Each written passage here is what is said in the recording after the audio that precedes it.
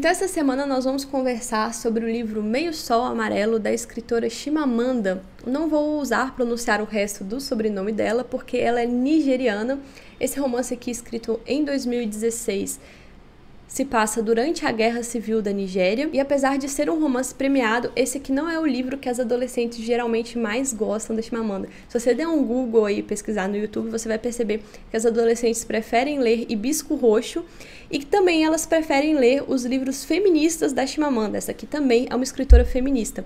E eu acho que é exatamente por isso que ela se tornou muito famosa no Brasil, principalmente depois de 2017, quando ela indica um dos grandes livros distribuídos pela Tag Livros para os seus assinantes, que é As Alegrias da Maternidade. Foi um livro bem comentado, então ela se tornou bem famosa, reforçando principalmente entre as adolescentes, só que não foi esse o motivo que me levou a procurar a leitura da Chimamanda, é óbvio que não.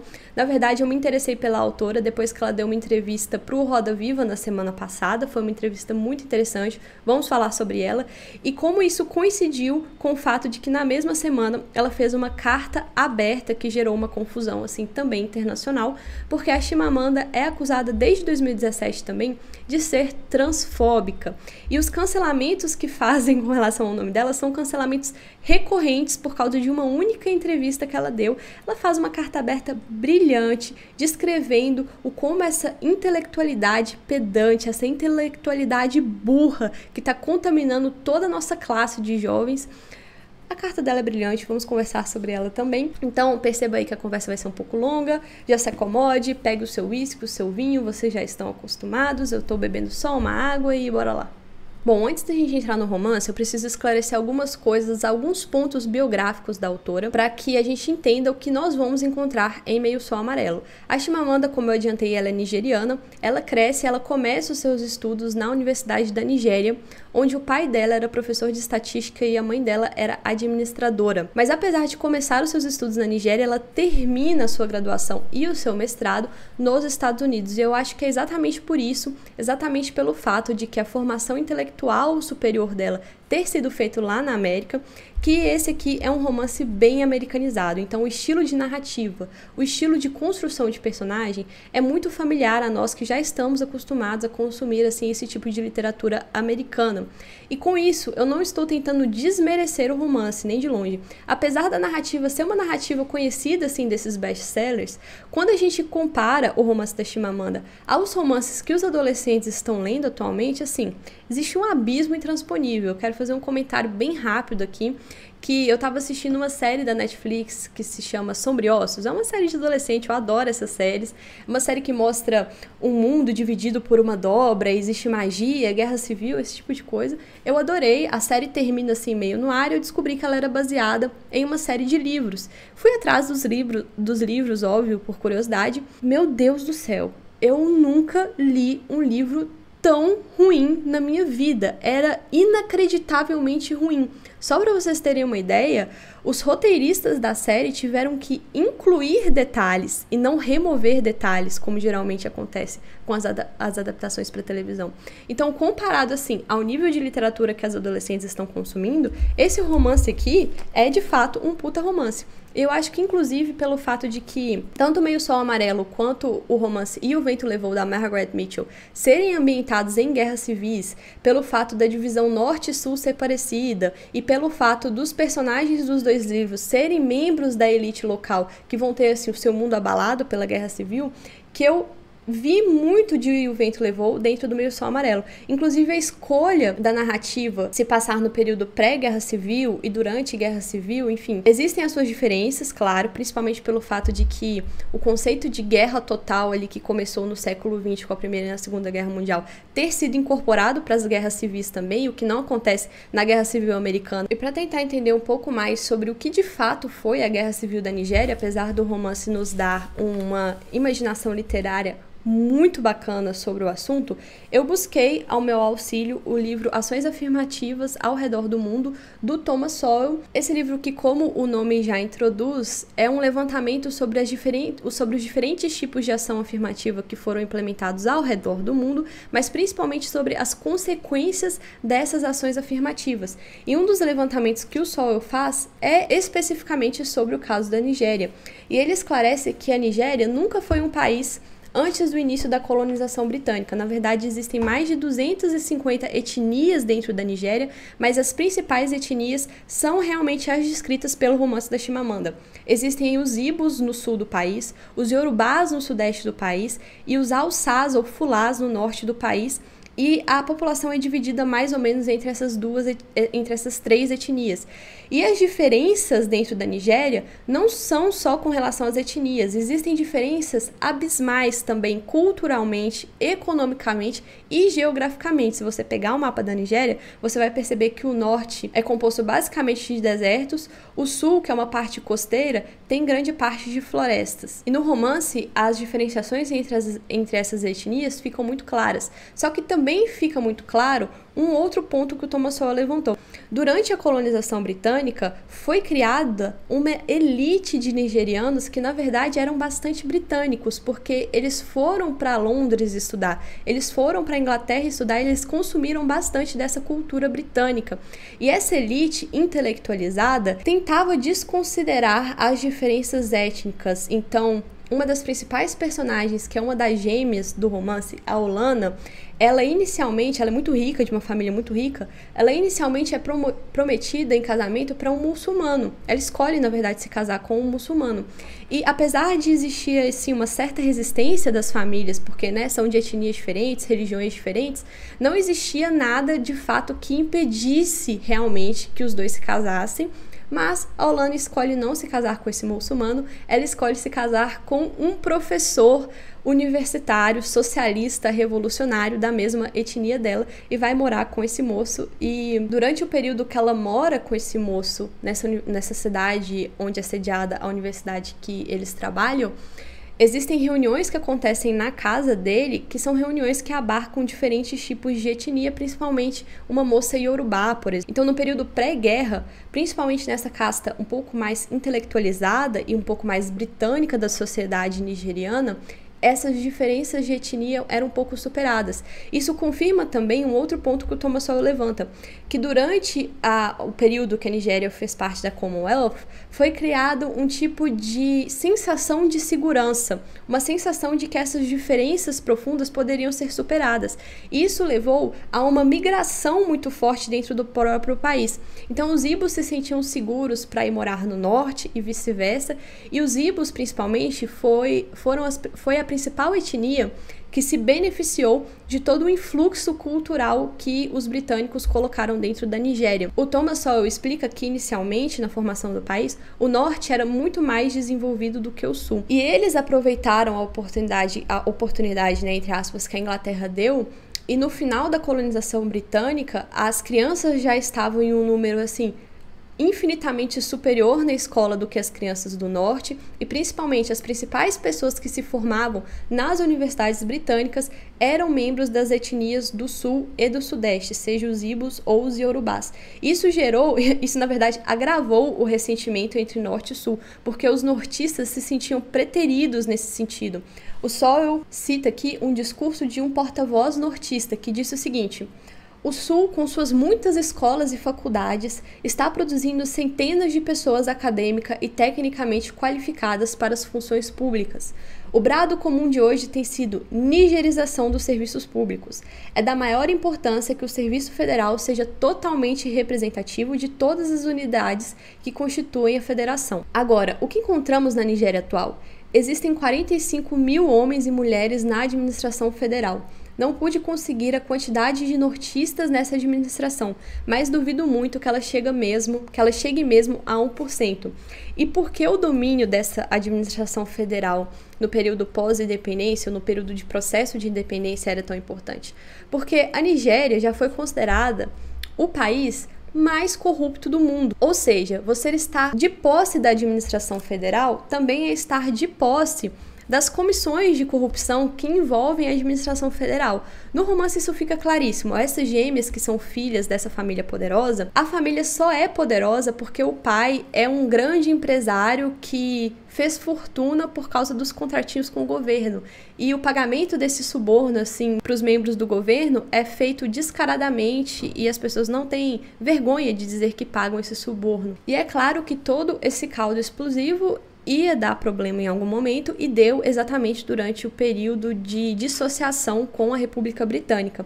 Então, no início de 1966, ocorreu o massacre dos Ibos, eu não sei se a pronúncia é Ibos ou Ibós, que é graficamente descrito no romance Meio Sol Amarelo. Então, houve um grande levante dos alçás muçulmanos contra os ibos cristãos, principalmente na parte norte do país, um massacre horrível, as pessoas foram mortas a golpes de faca, a baionetas, literalmente o que quer que os alçás tivessem em seu poder para ferir alguma pessoa, que às vezes era até o seu vizinho, eles se utilizaram e foi isso que deu o pontapé inicial para a Guerra Civil da Nigéria, porque a partir daí o Sul se declarou independente e declarou a nova República de Biafra, inclusive indicando um líder militar específico diferente do líder do norte. Essa guerra durou mais ou menos 4 anos e foi simplesmente arrasadora para o país Biafra.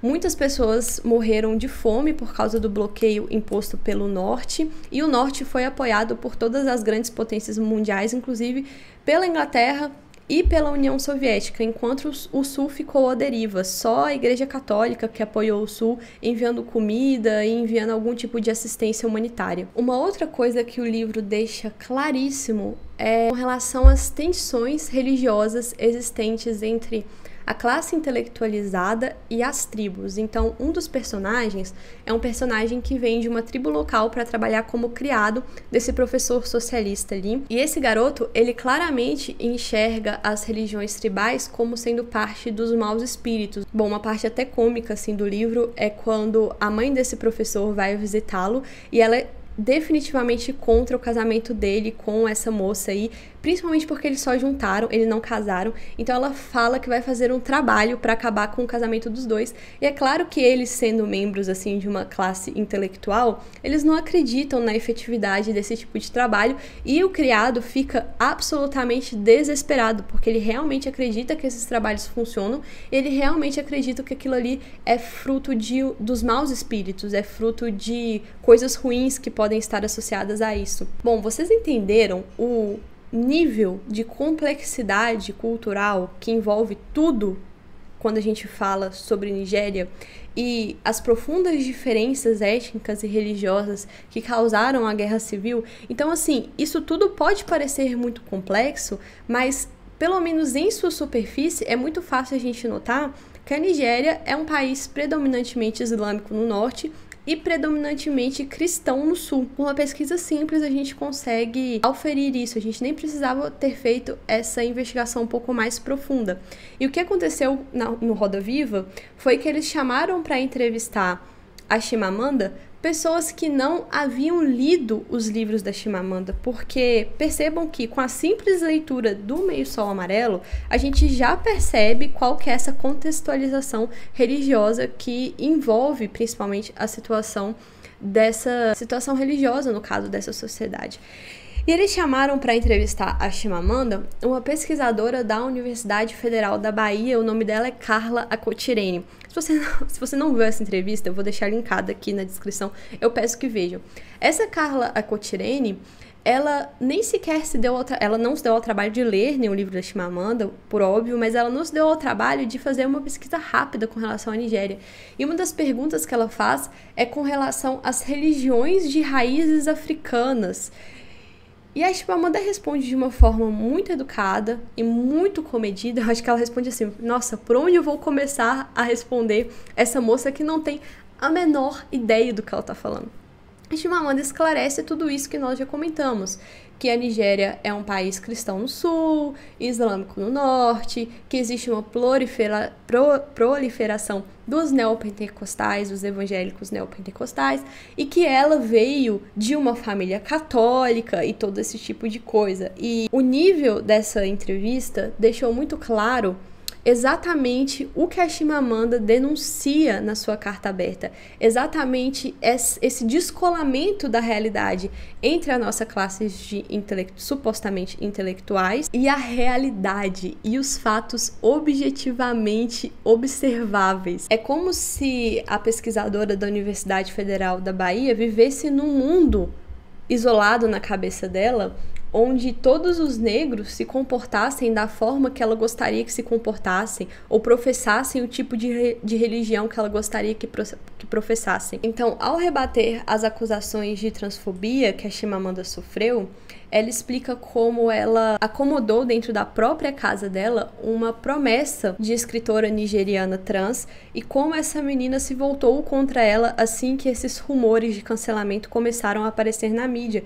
E como essa menina, apesar de ficar publicamente xingando a Chimamanda, nos bastidores mandava vários e-mails falando que admirava o trabalho dela ou que referenciava a Chimamanda como sendo a sua grande mentora, ou seja, para o que a Chimamanda poderia ser útil a ela utilizava, mas nas redes sociais ela vivia, cancelando a Chimamanda publicamente. Ela nota uma ganância sangue frio, uma fome de tomar, tomar e tomar, mas nunca doar, um enorme senso de merecimento e uma inabilidade de mostrar gratidão, uma facilidade à desonestidade, pretensão e egoísmo que é formulada numa linguagem de autocuidado, uma expectativa de sempre ser ajudado e premiado, não importa se merece ou não.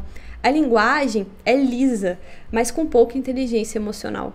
Ensimesmados a nível espantoso. E uma expectativa irreal de puritanismo nos outros, um senso inflado de capacidade ou de talento onde não há nenhum, uma inabilidade de pedir desculpas verdadeiras e complexas, sem justificativas, uma performance apaixonada de virtude que é bem executada no Twitter, mas não na intimidade. E ela acha isso obsceno, veja bem. E há muitas pessoas adeptas das redes sociais que estão se afogando em moralismo, mas não têm compaixão, que dissertam livremente sobre a gentileza no Twitter, mas não conseguem de fato demonstrar gentileza. Pessoas cuja vida nas redes sociais são estudos de caso em aridez emocional, e pessoas para quem a amizade e suas expectativas de lealdade, compaixão e apoio não mais importam. Pessoas que alegam amar a literatura, as histórias caóticas que compõem toda a nossa humanidade, mas são obcecadas e monomaníacas com seja lá qual for a ortodoxia ideológica prevalente. Pessoas que exigem que você denuncie os seus amigos por razões frouxas para que você continue sendo um membro da classe puritana escolhida. Pessoas, olha só, eu queria emoldurar essa frase aqui e colocar ela no pano de fundo do canal.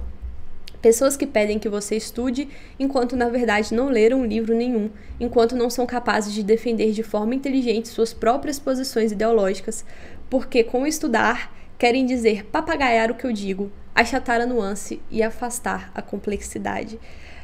Eu vou linkar, eu acho que a carta saiu até do site dela, mas eu vou linkar a carta completa para quem fala inglês, porque é muito interessante perceber como, apesar do fato da autora ser feminista, e apesar dela ter financiado em grande parte esse tipo de cultura, às vezes até sem perceber, certo? Ela conseguiu identificar quais foram as consequências desse tipo de cultura, Ou, a partir do momento em que essa cultura se virou contra ela mesma, o quanto isso está sendo prejudicial para as nossas formações intelectuais e para a nossa produção de conhecimento e conteúdo. E bom, eu achei muito curioso que um dos principais exemplos do que ela denuncia nessa carta ter se colocado frente a frente a ela durante a entrevista do Roda Viva. Bom, é isso. Fica a recomendação de leitura. É um livro muito legal, como eu disse. Existem alguns problemas, sim, na construção dos personagens, principalmente quando alguns tipos de descrição levam nada a lugar nenhum. Esse personagem que eu referenciei pra vocês, o Ubu, que é um criado, várias vezes ela começa a desenvolver laços amorosos nesse criado, mas esses laços amorosos não tem nenhuma conclusão. E o outro ponto é que, a partir do momento em que o Ubu vai pra guerra, o desenvolvimento da personalidade dele, o desenvolvimento psicológico dele é feito de forma fragmentada.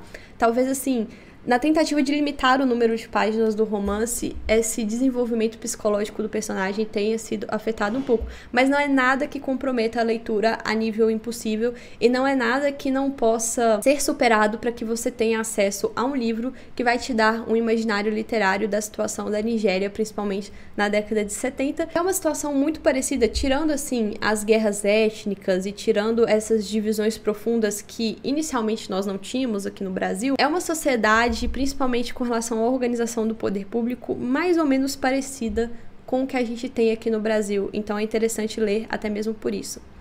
Eu espero que vocês tenham gostado da resenha, eu espero que vocês fiquem com a gente para os próximos vídeos e até o próximo livro.